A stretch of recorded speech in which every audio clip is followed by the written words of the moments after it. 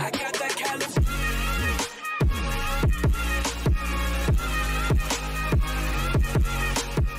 What's up, Ocean? You got Matt here, coach of your Montreal Milotics, bringing you our Week 7 battle for the ICBA. Today we're facing off against the undefeated West Virginia Miniors and their coach, Ultra Player 12, aka Josh, aka Rose, I guess. I mean, we played Josh a couple times, and every time we paralyze him, and he hates us for it, but it's okay, I will take it. And you guys see his team on the screen right here. He's got the Alolan Ninetales, the Mega Heracross, the Tyrantrum, the Crocodile, the Kartana, and of course the Battle Bond Greninja, a very, very scary 6 Pokemon. Now guys, make sure to answer the common question of the day, which is which priority move is your favorite and which priority move is your least favorite, and let me know why. I want to know down in the comment section below. Just tell me, make sure to comment. Now the reason I want to know that is because we are bringing Backing Wave Mew, Sucker Punch Mawile, and Mach Punch Conkeldurr. So we have 3 priority moves on 3 of our Pokemon. So if you guys have any questions about priority, come see me. I'm your guy. Anyways, yeah, so look, if you guys missed the team builder that went up yesterday, make sure to go back and check it out. It's also linked in the description below. It should be the first link down there.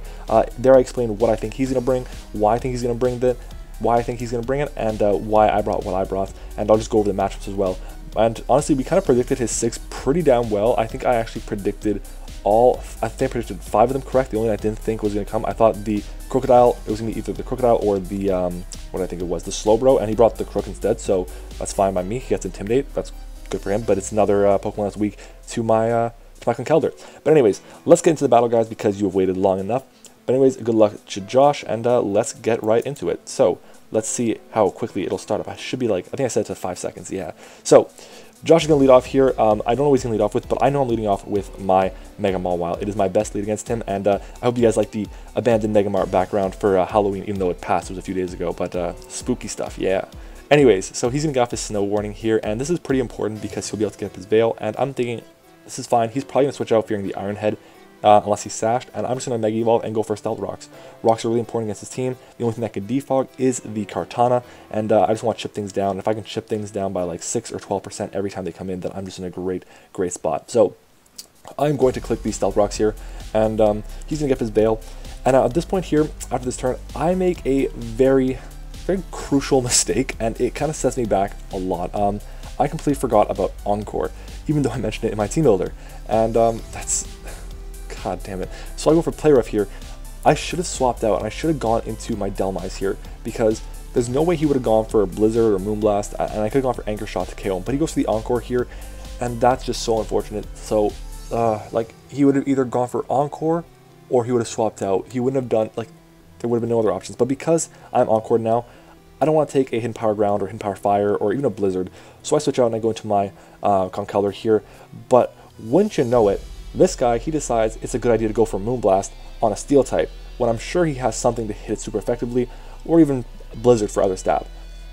I don't know why, but he does that, and it's a guaranteed 2 KO because of the Hail, which is just crazy. So I have to go for the Mach Punch here, and the reason I go for Mach Punch, even though he could have switched out, was because I need to make sure that this thing isn't Focus Sash, and if it is, then I broke the Sash. So down goes Scrappy, once again, Scrappy doing almost nothing, getting to death, but still proving to be super valuable to the team. I go into Bennett here now, and this is the last turn of Hail and Veil, so I can make sure that I can get rid of it once and for all if I get the Anchor Shot off. He does go for the Blizzard here. We do not die to a Blizzard 100%, so he goes for Blizzard, and down goes, nope, we survive at 13%, and Anchor Shot comes out, and Anchor Shot is 4 times effective. I don't care if you're behind Veil. This is stab, 4 times effective, you're going down. And yes, I said stab, it's because of Steelworker. But anyways, moving on though, he is going to be able to, well, the Hail will end and the Veil will end, and that's just perfect, no more of that. But he goes into Darude here, his Greninja, and I have no way to prevent this thing from getting its Battle Bond, none. So he's going to be able to go for the Grassland here, which I didn't expect to be one of its moves. So now I pretty much know the rest of its moveset, Water Shuriken, Hydro Pump, and Dark Pulse. And down goes Bennett, and Bennett gets a kill at least in his first game, so yeah. But in comes the Battle Bond, and well, here is Ash Greninja. Here is this mutated sumbitch. He also has Life Orb, which is very good to know. Being Life Orb allows me to chip him down a lot, but I go hard into my Darkrai here, and I'm going to pause it. So he KOs everything left on my team, and I actually said, screw this. The second I found out he was Life Orb, I said, screw this. I'm going hard into my Darkrai, and I am going to, like, bluff that I am Scarfed. that is what I'm doing here. I'm going to bluff out, I'm Scarf, and go for the Focus Blast. 100%. So that's exactly what I do. I go to my Darkrai, and I click Focus Blast here, and thankfully for me, oh my god, you have no idea. He switched out. That is so important. He switched out and he goes into Omega here, which is his Heracross, and I guess he predicted the Focus Blast coming out because Focus Blast would have KO'd him and is resisted by Heracross, and you're going to see this Focus Blast does nothing to a Heracross. Like, god damn. Like, he's probably max HP, or he's got a ton of HP investment, but that's okay. He's going to make Evolve. I stay in. He thinks I'm Scarfed, and I'm just going to say, screw you. I have him Power Flying. You're dropping. So at this point, we're kind of being able to bring it back, except we're still kind of screwed because he has the Greninja in the back, which is just so freaking scary.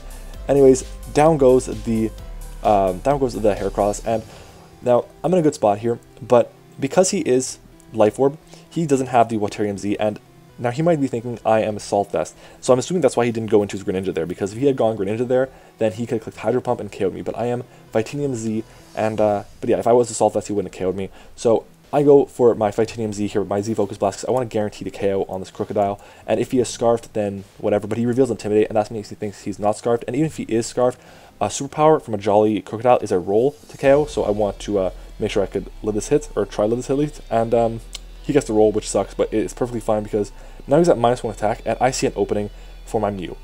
And Mew, guys, is the best Pokemon in standard Draft League format. Don't come at me with Landorus, don't come at me with Celesteela. Mew is #1. I click Nasty Plot here. He can't stay in because if he stays in, I get to +4 for free. So I click the Nasty Plot. He sends in Teps his Kartana, and I was debating here, do I want to get to +4 right now? But I didn't know if he was going to be a Z move. If he is Z Steel or Z Bug, then I go down, or I don't go down to Z Steel, but I go down to Z Bug. So I just go for the Vacuum Wave here. It's guaranteed to take him out unless he is Chople Berry, but he is not, and down goes the Kartana. So +2 Mew with Vacuum Wave, putting in the work right now. In comes Cody here, which is his Crocodile. We are Cobra Berry. I was calculating it. A knockoff does actually less damage to me than an Earthquake. So his right play to go for would have been Earthquake here if he thought I was Cobra Berry, which I am. And yeah, so we're going to be able to take this hit pretty comfortably, and we actually stay over half, which is amazing. And this is really important because had he gone like a 51% roll, then I could have been in range of Greninja's Water Shuriken. So I get off my my Nasty Plot here to get the +4. And the reason I went for it there was because Vacuum Wave at +2 didn't KO, but at +4 it definitely does. So Mew picks up its second kill, and now everything is in range of +4 Vacuum Wave. And in comes the Darude, the threat that it is, the Ash Greninja. Now, there's no reason for me to go for anything but Vacuum Wave here, because yes, although he'll go for the Water Shuriken, and I could just do more damage with the Signal Beam, I always OHKO with the Vacuum Wave, so I have no reason not to. And his last mon is the Tyrantrum, which is 4 times weak, well not 4 times, but it's weak to the Vacuum Wave as well. So you gotta be very careful with I have to be like kind of careful with the way I set up, especially because if he had gone hard into Greninja, then I think my play, like, so let's say how would this have gone? So if he had gone hard Greninja after the Crocodile, after I got my Nasty Plot off the first time, I would not have been able to kill him with the +2. So my play would have been, I have to go for either 2 Vacuum Waves, or I have to hope I break through a Dark Pulse Flinch. That would be my play. And like looking at it, honestly, it was a 50-50 of what to do, because like obviously if he got a max roll with the Crocodile and the knockoff, he could have killed me with the Water Shuriken. At this point, he's still very close to being able to kill me. Like at 90 HP, I'm still in range. He just has to get like 3 max rolls, and you're going to see it's going to be very difficult for him to get that. So he has a chunk of damage to me there. 98 down to 69, down to 38, and down to 9. We live the hits. He always will do 3 hits, guaranteed 100% of the time, because he is Battle Bond form. Battle Bond form will always do 3 hits, not more, not less. So that's good to know, just in case you guys didn't.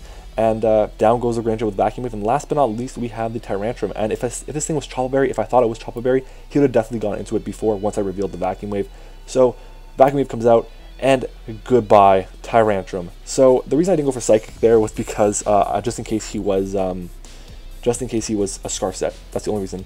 But yeah, so we did the impossible. We beat Ultra. Like, it's unbelievable. I actually had no idea. I did not think we were going to win this game. I was kind of going into it like really nervous. I was kind of like shaking a bit beforehand because like we were doing so well. We picked up 2 straight wins the past 2 weeks against Alpha Lycanroc and Goldoa, and now we come out and pick up a win against the team with the best record in the league, against one of the best players in the league. So I'm feeling really good about myself. We're 5-2 now, plus 8 if I'm not mistaken, after picking up this 3-0 win. And Ditto didn't even touch the field, which is great. Darkrai, obviously, it did go 1-1 this week, but that's okay. Obviously, I do want to get to the top of the kill leaderboard, but I can't. And Tom Z, coach of the San Jose Sharpedos, the GBA guy, he actually said that I should try and get Mew to top 3 in kills on the MVP race, and that's the only way he'll say it's relevant. And I'm just like, it doesn't matter, as long as I convince one of you guys about the power of Mew. This guy switched out into something thinking he'd be able to like wall Mew and be able to take whatever he wanted to do, or think my Mew would be a defensive set, but no, offensive Mew put in the work. Being able to be whatever set you want under the sun makes it amazing. Anyways guys, thank you so much for watching this video. I really hope you enjoyed it. GG once again to Ultra. Make sure to go and check out his side of the battle. It is going to be down, his channel will be down in the description below, so make sure to go and check him out, as well as the rest of the coaches in the ICBA. Also guys, make sure to leave a like, comment, of course subscribe to the channel, and make sure to answer the comment question of the day, which I mentioned before. Anyways guys, thank you so much for watching. I hope you enjoyed it, and I will see you all next time.